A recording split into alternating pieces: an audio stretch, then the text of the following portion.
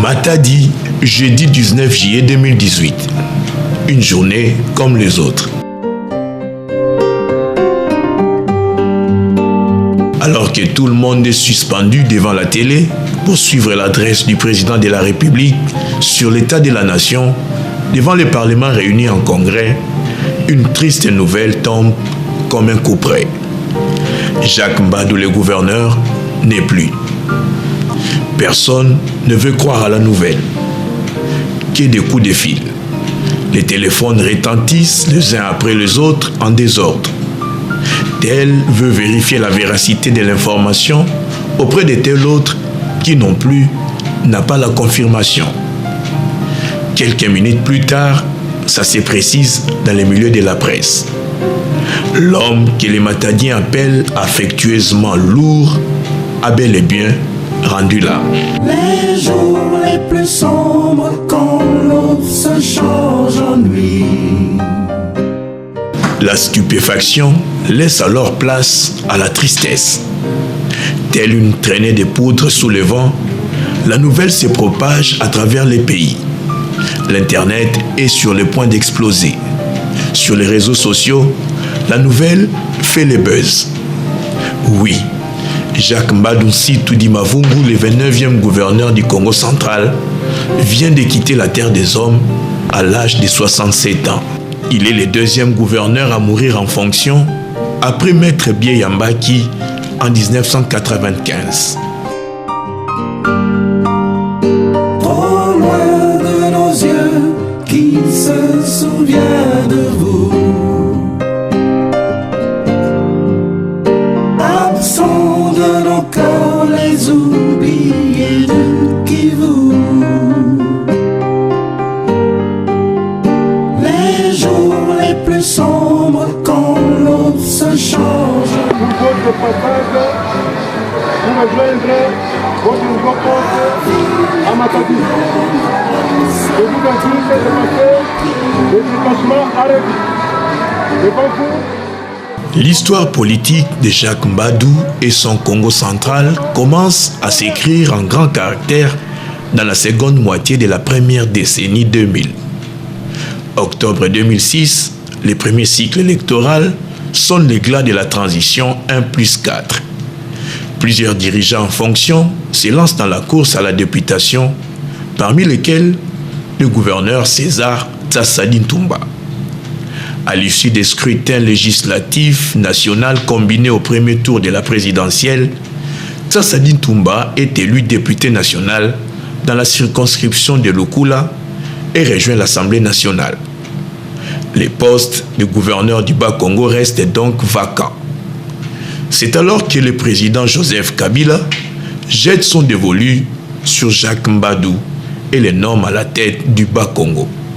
Le 27e gouverneur aura pour mission principale maintenir la stabilité de la province en vue d'assurer la poursuite du processus électoral en cours dans un climat apaisé.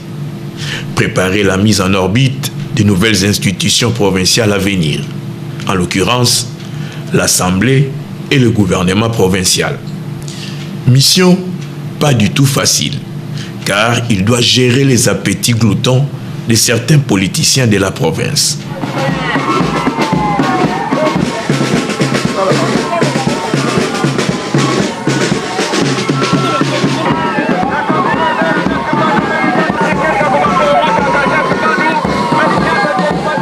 En dépit de quelques tumultes enregistrés ça et là à travers les terres Congo, Jacques Mbadou réussira totalement sa mission car tout se déroulera comme prévu et souhaité.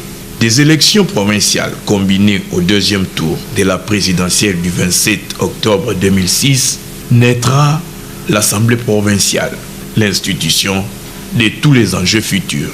Fin novembre 2006. Les 27 élus députés provinciaux, aux côtés de leurs 2 collègues chefs coutumiers cooptés, sont au rendez-vous de l'histoire. La toute première plénière de la très longue première législature est convoquée à l'hôtel Lédia, sous la conduite du doyen d'âge Léonard Foucaounzola, président du bureau provisoire, Et devant un aéropage des personnalités Congo, la toute première plénière de l'organe délibérant du Bas-Congo se déroulera sous l'œil vigilant de Jacques Mbadou, le gouverneur. Monsieur le gouverneur, une assemblée qu'on installe sous votre mandat, c'est un plaisir. Un grand plaisir. Qu'est-ce que vous dites finalement à tous ces députés et puis à la population du Bas-Congo? À tous ces députés, à la population du Bas-Congo, je crois que je dirais une chose, que nous devons rendre gloire à Dieu, comme l'a dit le président du bureau provisoire, qui a permis que tout ce qui était un vœu pied hier se réalise aujourd'hui. Est-ce que le gouvernorat du Bas-Congo a quelque chose à faire pour ces députés? Nous allons déployer tout ce que nous pouvons faire afin que les assises se déroulent très bien et dans de très bonnes conditions. Mbadou ne lésinera pas sur les moyens pour bâtir les socles sur lesquels doit se poser l'Assemblée provinciale. La première institution provinciale s'organise. Dans la foulée, le bureau définitif, présidé par Kimasi Matui Kubasaoula, est au perchoir. Tout est enfin prêt. Désormais, les élections au second degré peuvent se dérouler conformément au calendrier. Le cadre choisi pour ces opérations est le siège provincial de la Commission électorale indépendante CEI.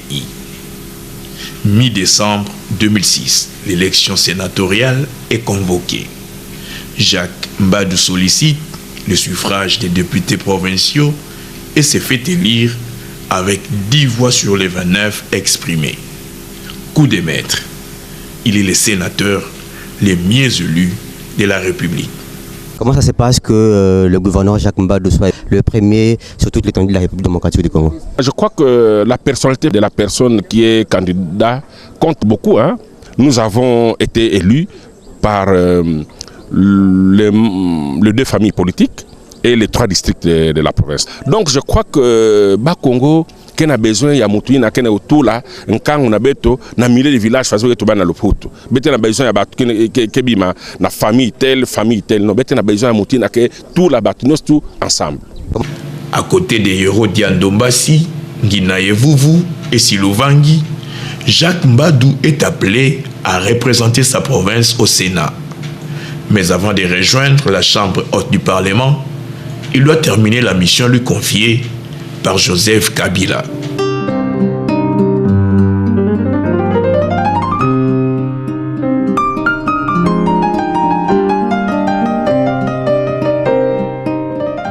Le scrutin au second degré de début janvier 2007 propulsera Simon Floribert Mbachi-Bachia à la tête du Bas-Congo après 2 mois de contentieux vidés par la Cour suprême de justice.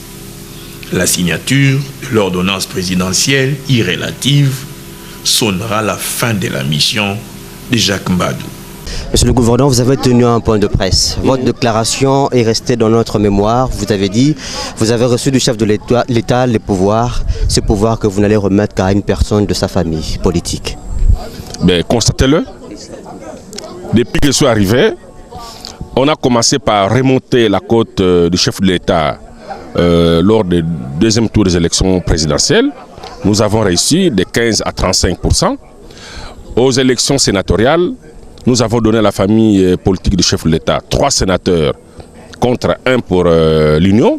Et aujourd'hui, nous donnons le gouvernorat à la famille politique du chef de l'État. Promesse tenue. Animé d'un sentiment du travail accompli, Jacques Mbadou ira lui-même accueillir son successeur à l'aéroport de Tchimpi. Il le conduira en sa résidence officielle avant de lui passer le témoin. Laissant derrière lui un Bas-Congo totalement démocratisé, le 27e et dernier gouverneur nommé sortira par la grande porte. Le désormais sénateur Jacques Mbadou ira servir sa province en occupant avec brio son siège au Palais du Peuple.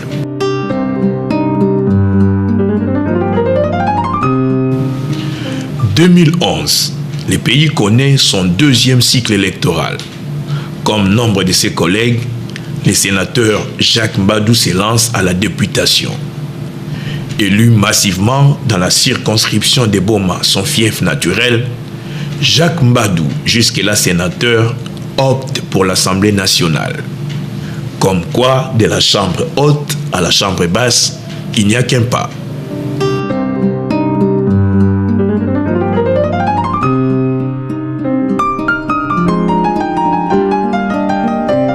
Les élections de 2011 bouleverseront plusieurs donnes politiques au Congo.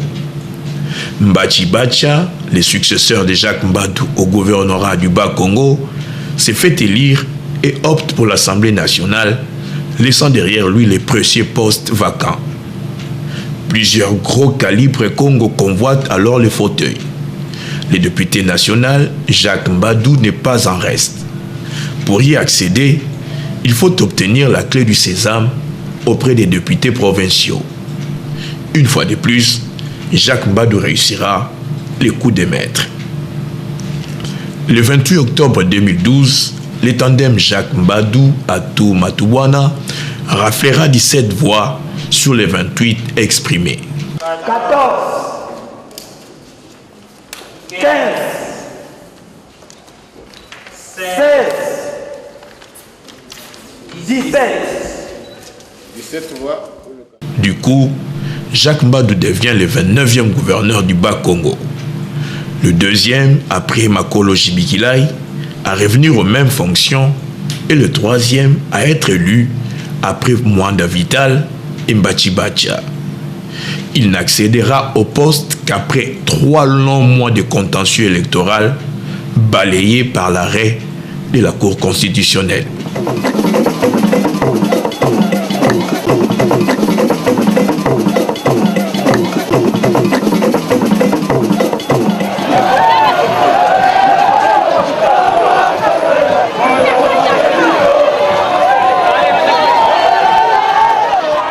Mi-mars 2013, Jacques Mbadou entre en triomphe à Matadi. Ironie du sort, il succède à ses successeurs de 2007. Oui, il reçoit les manettes des commandes des mains de celui qui fut l'un de ses 2 vice-gouverneurs lors de son premier passage à la tête du Bas-Congo en 2006.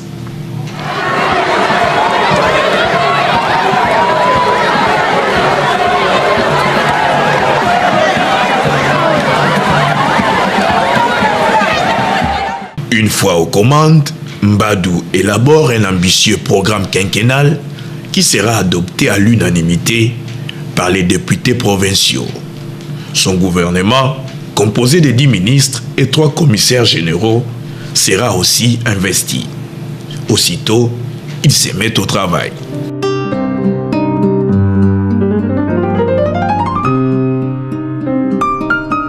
Offrir aux Matadiens un stade digne d'une ville hautement footballistique est son souci majeur. Le stade Lumumba, longtemps resté en ruine, verra ses travaux commencer. Chaque jour qui passe, les Matadiens verront leur temple de football sortir des terres. Tozo Silisango. Tozo Silisango. Ba montage financier ezali. Bato bazo salabiso confiance baza est belé. Et vous allez voir d'ici 3 mois. D'ici 3 mois. La paix, c'est promesse publique à la télévision. Si le stade est en construction, l'imposant immeuble abritant le gouvernorat des provinces en plein centre d'affaires de Matadi s'est vu inauguré par le chef de l'État en février 2018 après 36 mois de travaux.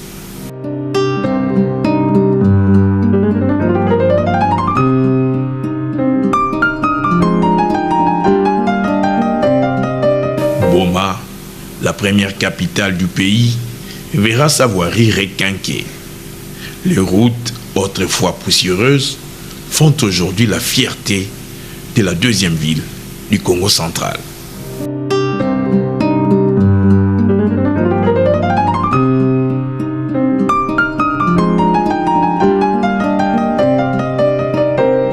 Malheureusement, Jacques Mbadou ne donnera jamais le coup d'envoi de la première rencontre qui se jouera au stade Lumumba, tout comme il ne roulera plus sur la voirie qu'il a dotée Boma, la première capitale du pays.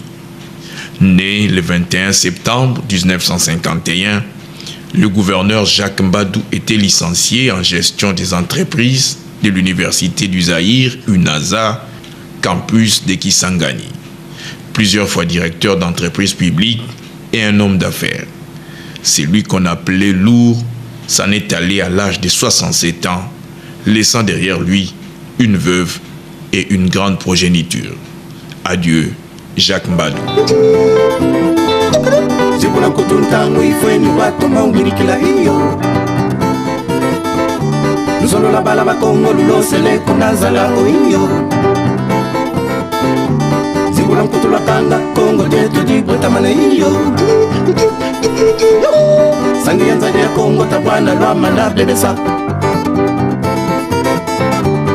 Zibula kutuntango ifeni watu mo wirikila iyo